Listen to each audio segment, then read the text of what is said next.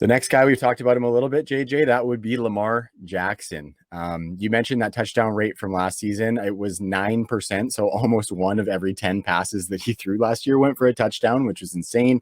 That came down to just under 7% this year. And obviously, we know that that's a low volume passing offense. And then we saw a dip in efficiency as well. I'm curious, do you think with that passing, is he capped a little bit as the quarterback one on rosters? Or do you see him maybe bouncing back and finding that happy medium between 2019 and 2020? I don't know if he bounces back per se, but I think that it's okay, right? Like I still think that what he did this season is as a baseline, if you will allow him to have a QB1 ceiling, not QB1 as in top 12 or top 10 quarterback, but the QB1. I think he showed that he has that ceiling, year in and year out. I mean, yeah, his numbers dropped. They weren't going to be sustained. We weren't going to see Lamar Jackson do that year in and year out. But at the same time, this season, he still averaged 22 points per game. I know that he got a big boost down the stretch with an easier schedule, but easier schedules happen. That's, it's not like you can't fault him for that. And the good news too is that yeah, right. The good news too is that his rushing was still pretty strong, and he was able to maintain a lot of what he did on the ground. He saw a little bit less volume and a little bit less, fewer rushing yards, but the rushing touchdowns were still strong.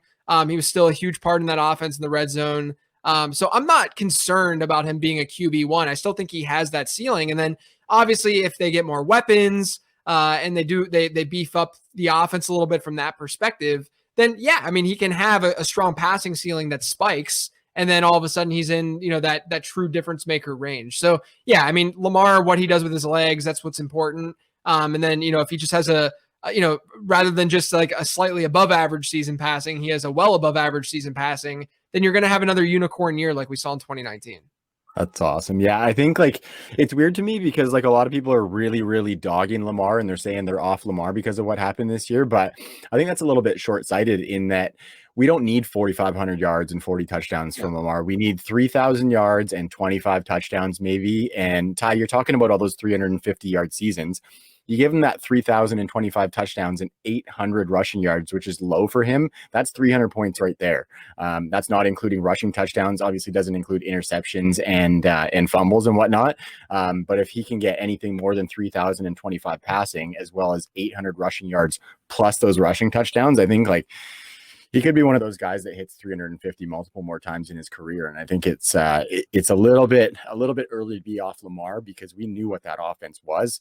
And so we should have seen that regression coming, like you said, JJ, earlier. So I love that. I'm still in on Lamar myself.